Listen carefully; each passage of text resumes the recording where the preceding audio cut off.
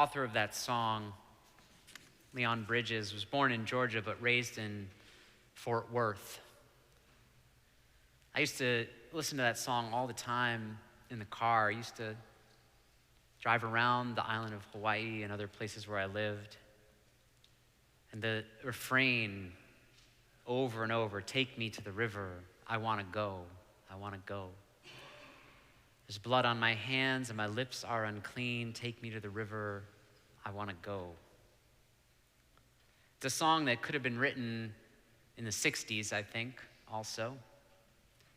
When conflicts among people and families and homes, in communities and in the nation were reaching a fever pitch.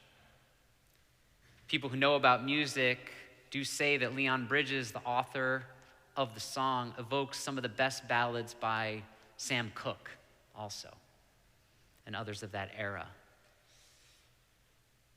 The long song itself, it has a longer version, it's recorded, goes on and on. I want to go, and the song returns and again to this longing. Just like our annual theme this year, return again. And today, in that theme, in that booklet, we start the first in our series of the year, which is Return to the Home of Your Soul.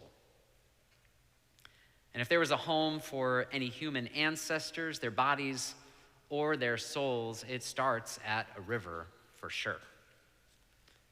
There was fresh, clean water to drink. There was water for irrigation. Game would come by. Rivers. Almost all civilization started at the riverside. So it's no wonder that rivers are at the center also then of so many faiths and so many practices in faiths. Because rivers were always at the center of lives and how we sustain ourselves as people. The ancient Egyptians, for instance, lived next to the Nile, and the Nile would overflow. It was just a fact of life for them that they got used to.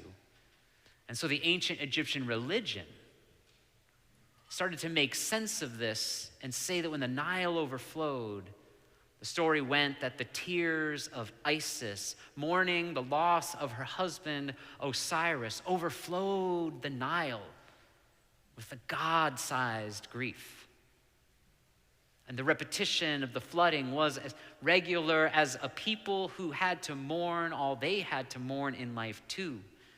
And so the two were wedded, these twin realities of the world of nature happening before them and the world inside them happening too. And many faiths center beliefs and practices around natural phenomena, sometimes to explain them, sometimes to make them better or get a better result, but mostly to try to make life better and better. These practice because practice makes nerds. What? What did you say?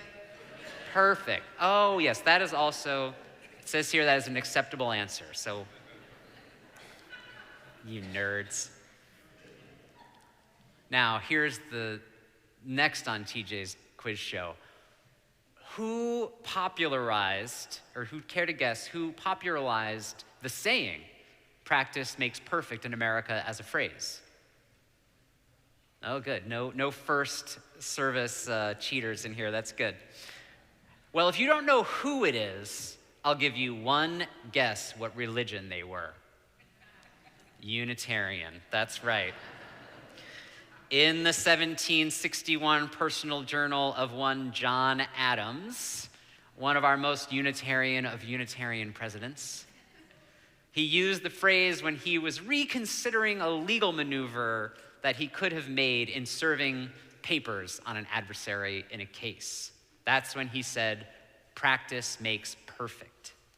He used it in the sense of practicing his profession, practicing law to be exact, and learning from a miscalculation of his, learning from his mistake. So much of practice we hear about, I know, in the way we know it seems to be for improvement, right? Practice, improve, or accomplishment. I'm gonna do this thing, so I gotta practice. or even serving papers on people we don't like, which is a fun practice. If you haven't done it, I commend it to you. It's very satisfying. No, I won't tell that story. So anyway, I had this process server named Alvin, and no, I'm kidding. Tell the story. No, I can't. Okay. Next week, 2 weeks. No, like October. Yeah, this is how it's been when you've been gone, man. We've just been talking up here, you know. So much of practice works to be better and stronger, maybe. So much of practice to be made in a word, perfect, unblemished, and pure. Take me to the river, I want to go free. Now, I gave you all a practice last week. Who was here? You don't have to raise your hand because I'm about to ask you to raise your hand again.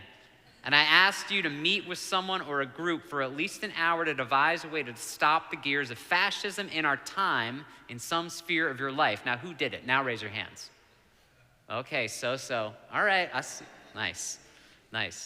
I'm gonna send out a jot form this week because I wanna actually figure out what you guys are thinking so that we can work together, because part of practice is being together, practicing this powerful skill. One of the ones you were doing in that is discernment, discerning together what we can actually do and not doing it alone, being together.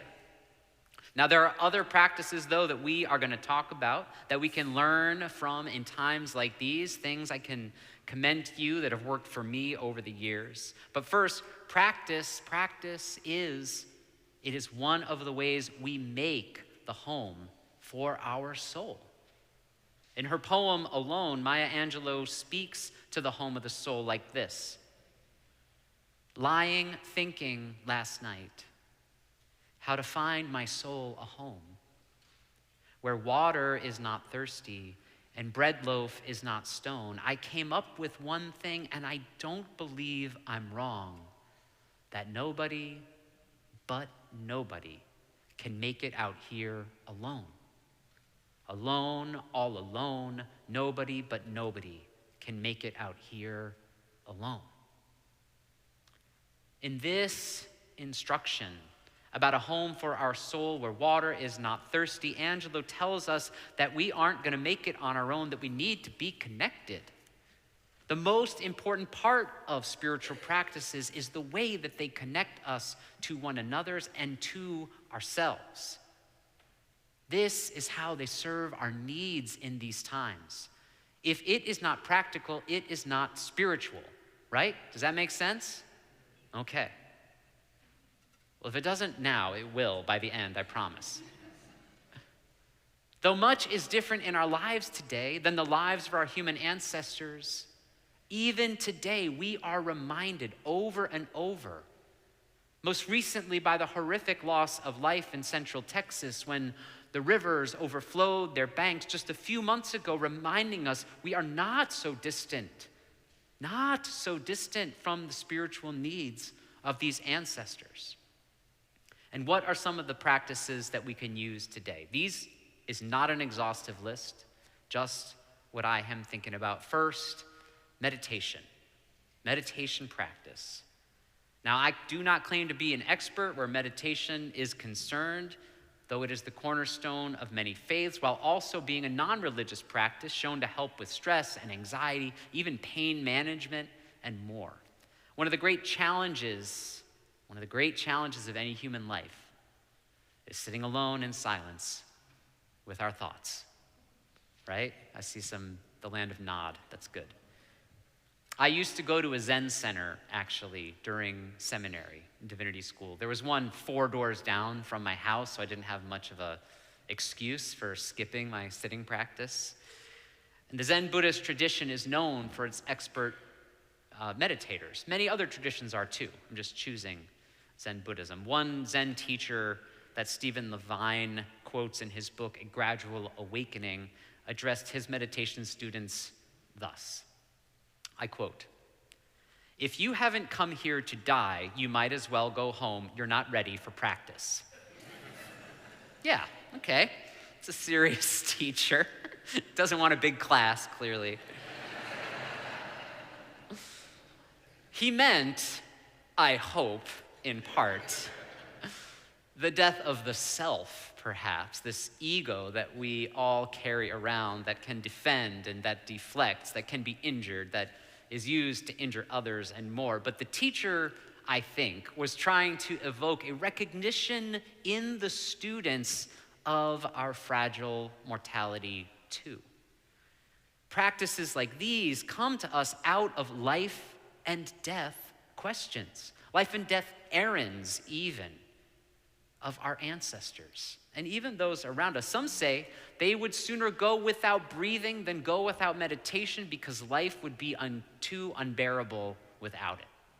So serious meditators out there, take note. Number 2, moving our bodies, movement.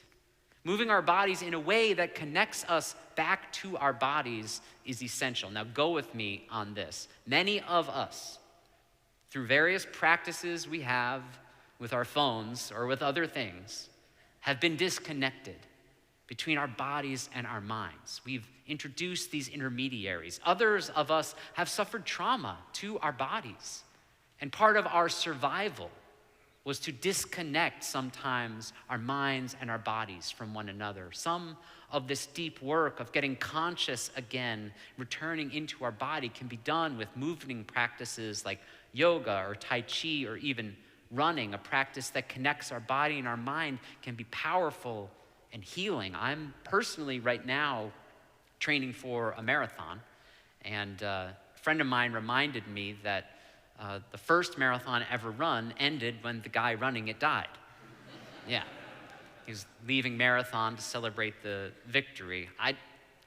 I know I should get new friends. That's another spiritual practice I'm working on. But movement or exercise, like meditation, is something more than fun or luxury. Our bodies move in ways that protect our life, preserve our life and our quality of it, and also to help us live in this world. When we move in these ways, we call forth generations that depended on their movements to live, to protect their loved ones, to find food, to all of these things. We are calling this back into our bodies. Next, third, worship. Congratulations, you've done it. Moving on. No. Worship is an important spiritual practice. In Bell Hook's reading, she is pretty clear about the history of fundamentalist religions and the rituals that espouse in those faiths. She talks about how fundamentalist religion has placed worship and some of the things that happen in it in a place of privilege and of gatekeeping that she challenges as not being good for us. Here we often get the question at this church, why do we call this worship? Or what are we worshiping? Let me just make it crystal clear, answer both of those questions. Yes. Moving on. So, our faith, though, is about practice more than it is about perfection. And that is true in many forms of worship. We also talk about God here, something we do in worship that not all of our Unitarian Universalist sibling congregations do. And we talk about God as a totality of all being and matter, time and space, and then some, in a complexity we will never fully know and wrapped in mystery surpassing knowledge, and definitely bigger than a set of books written by a discrete set of people at a particular time in history in one small corner of the world. Our God has got to be bigger than that, right? One of the primary reasons our faith is called the living tradition is that it is not marred by rituals that can seek to control or subvert the best of human nature, the beauty of human nature. This tradition seeks to bring us together in authentic and deeply human ways without a special set of rituals mediated by somebody else. This practice is the lifeblood, the growth, the beauty of this faith. And last but not least, let's talk about prayer. We do it here in worship. We do it in our lives in different ways. So many ways to think about prayer, just a few of them. One of the best things I ever hear about prayer is to remember that the prayer itself is only a doorway between what we are living and what we are looking for. One of the things we say here is service is our prayer and our affirmation, which is a version of pray with all your heart and soul, and when necessary, use words. But my personal favorite is what a prayer is that what is prayer except being oneself in the presence of the divine? Now, I've heard some people say, if you're just getting used to prayer or just starting, one way to practice is when you wake up in the morning, you just say, please. And when you go to bed at night, you just say, enough already, Jesus Christ. Because we're all on a journey, friends. We're all on a journey to learn to say thank you at the end of the day. I will let you know when I get there. Because I know well, and I know some of you do too, prayers of desperation and hopelessness in hard times, not just times like these, but private times that other people don't even know about, times where it'll take you down, and where loved ones are hurting, or we're praying for the world, or where we see people or even children under fire and starving in this world. For a world out there and the world in here, prayer sometimes seems like the only answer we have. Now, I can only speak for myself, but prayer is a matter involved intimately for me with life and death. I've sat with people as they're dying or their families are watching them die. And that is part of how we do something when words fail us. Another piece that prayer is. It's a matter of life and death. But what is underlying all of these, really? There's a lot of answers to that, to practices or how we're coping with this world. But why do they all work? Underlying them all is really a life unto itself, a birth, a life, and a death, a full timeline of our lives. In his poem, On Living, the great Turkish poet Nazim Hikmet says this: "The earth will grow old, a star among stars, and one of the smallest, a gilded mote on blue velvet. I mean this, our great earth, this earth will grow cold one day, not like a block of ice or a dead cloud even, but like an empty walnut. It will roll along in pitch black space. You must grieve for this right now. You have to feel this sorrow now, for the world must be loved this much if you're going to say, I lived." It is this marriage of earth that we are, and stars that we are also.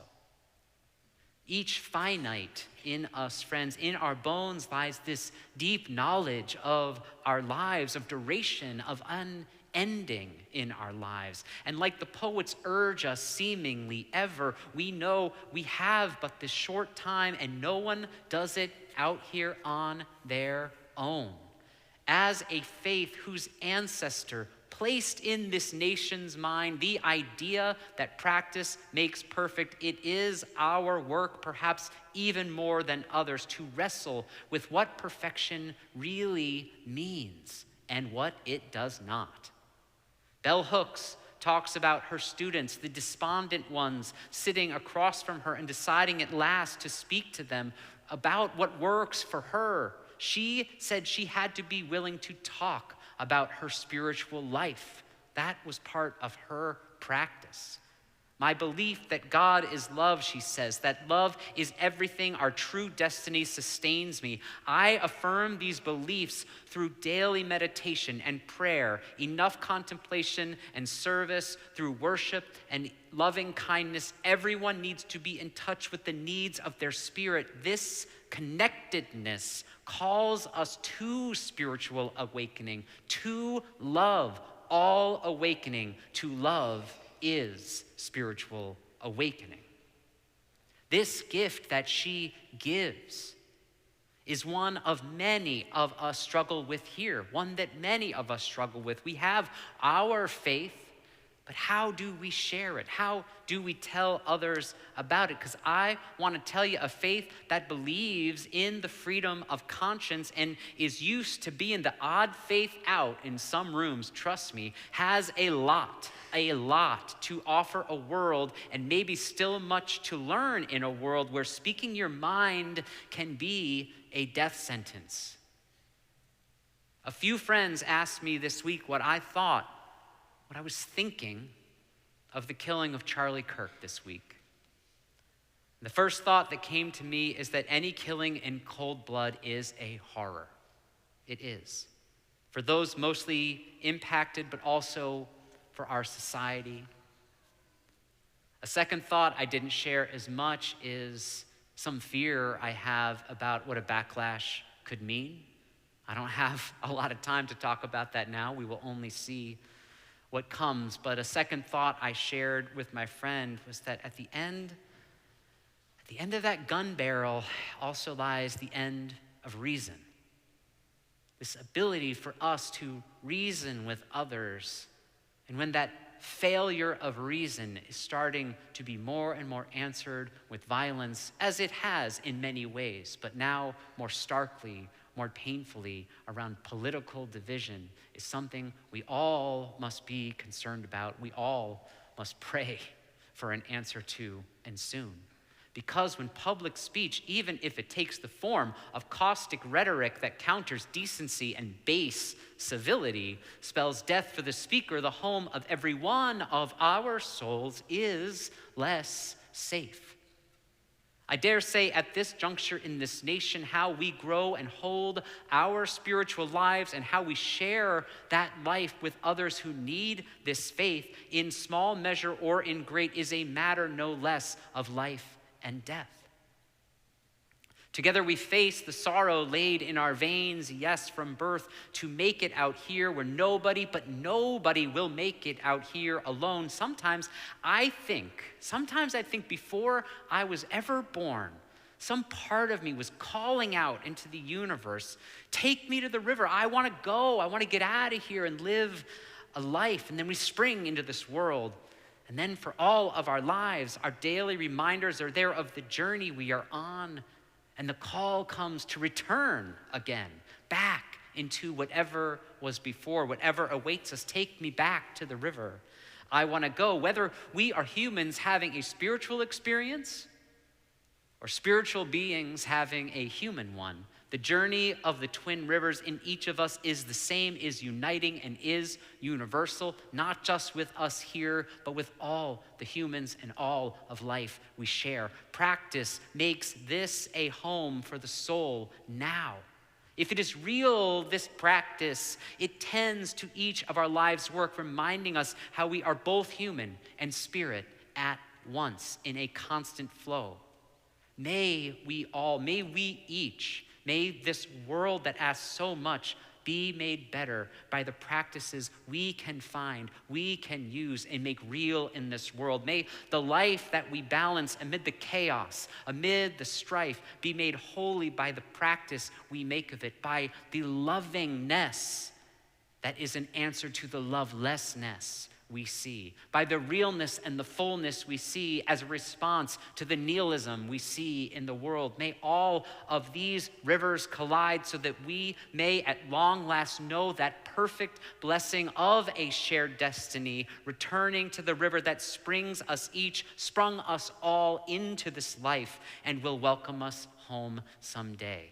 Until then, take us to the river. We want to go. May it ever be so. Blessed be. and amen.